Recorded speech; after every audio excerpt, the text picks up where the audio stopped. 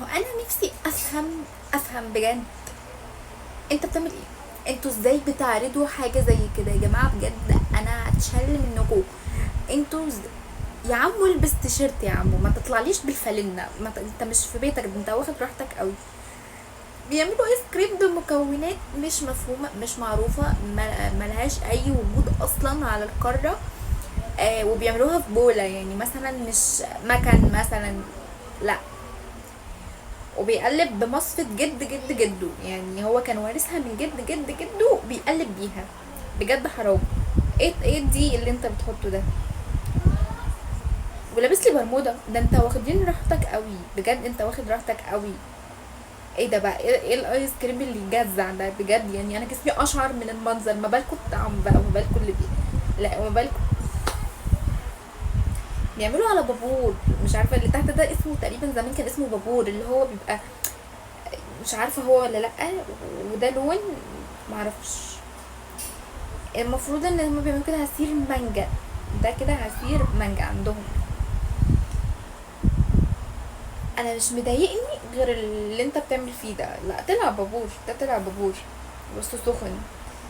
اول مره اشوف ايس كريم سخن بصراحه، دي جديده، دي جديده.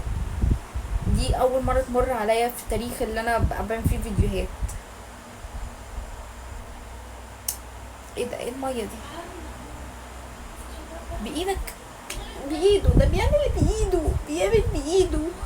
انا كرهي يعني، اكتر حاجه بكرهها في حياتي ان هو حد يمد ايده في الاكل اللي بيتعمل.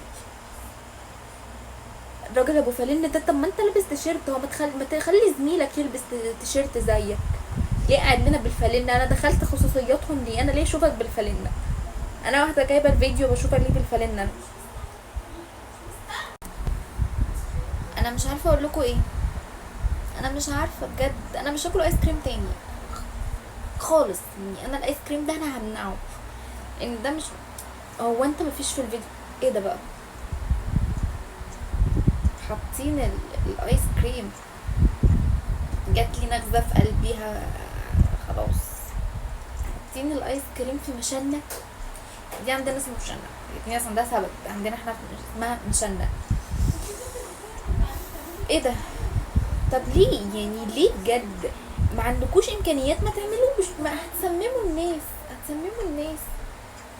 عمو انت مضايقني بفلنتك دي، انا بجد متضايقه منك. جو حر، حطوا تكييف، بس تكييف ايه باللي انتوا بتعملوه؟ تكييف ايه بس؟ مين بذمتك هياكل الايس كريم ده؟ في سواد في الايس كريم انا شايفاه اهو، وربنا ده اكيد ده مش للبني ادمين. انت فخور؟